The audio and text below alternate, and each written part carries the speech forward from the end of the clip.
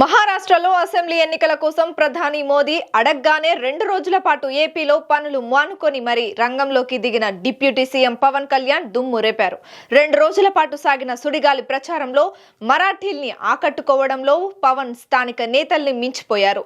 పవన్ ఎక్కడికి వెళ్తే అక్కడ జనం పోటెత్తారు. బహిరంగ సభల్లో పవన్ ఏం చెప్తారో విందామని అభిమానులు భారీగా తరలివచ్చారు. ఇంతకీ పవన్ వారిని ఆకట్టుకున్నారా? మోడీ అంచనాల్ని అందుకున్నారా? మెగా 9 స్పెషల్ స్టోరీ ఇప్పుడు చూద్దాం.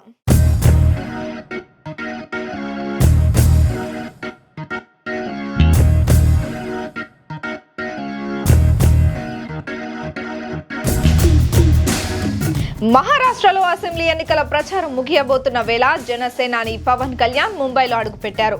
వాస్తవానికి పవన్ ను ముంబైతో పాటు మహారాష్ట్రలోని తెలుగు ప్రజలు ఎక్కువగా ఉన్న ప్రాంతాల్లో తిప్పాలనేది ప్రధాని మోదీ, అమిత్ షా ప్లాన్. ముఖ్యంగా తెలుగు ప్రజల్లో పవన్ కు ఉన్న క్రేజ్ ను దృష్టిలో పెట్టుకొని ఎన్డీఏ గెలుపు కోసం ఆయనతో ప్రచారం చేయించాలని వారు భావించారు. అచ్చమైన తెలుగులో పవన్ వచ్చి ఓటు అడిగితే తమకు ఎన్నికల ప్రయోజనం ఉంటుందని అనుకున్నారు. కానీ మోడీ, అమిత్ షా అంచనాల్ని మించిపోయి పవన్ దుమ్ము రేపారు.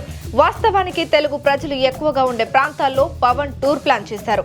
అక్కడ పవన్ తెలుగులో మాట్లాడితే సరిపోతుంది. కానీ పవన్ పర్యటన ఆరంభం కాగానే తొలి బహిరంగ సభలోనే తెలుగు వారితో పాటు స్థానిక మరాఠా ప్రజల్ని కూడా ఆకట్టుకునేలా ప్రసంగాలు కూడా డిజైన్ చేశారు. కానీ పవన్ ఓ అడుగు ముందుకేసి మరాఠాలో సైతం స్క్రిప్ట్ రాసుకొని మరీ పక్కాగా మాట్లాడారు.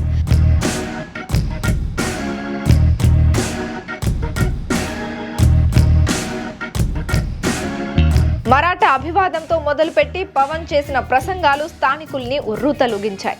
మహారాష్ట్రలో పవన్ చేసిన ప్రసంగాలు గమనిస్తే దేశ హితం కోసం ప్రధాని మోదీ చేస్తున్న కార్యక్రమాలు, సనాతన ధర్మాన్ని కాపాడేందుకు పడుతున్న శ్రమ, మరాఠా వీరుల గాథల ప్రస్తావన, వారితో తనకు ఏదో విధంగా ఉన్న అనుబంధం ఎక్కువగా కనిపించాయి. శివాజీ నుంచి మొదలుపెట్టి బాల్ త్రాకే వరకు ఎవరిని వదలకుండా పవన్ తన ప్రసంగాల్లో ప్రస్తావించారు. తద్వారా స్థానికుల్ని ఎక్కువగా కనెక్ట్ అయ్యేందుకు ప్రయత్నించారు.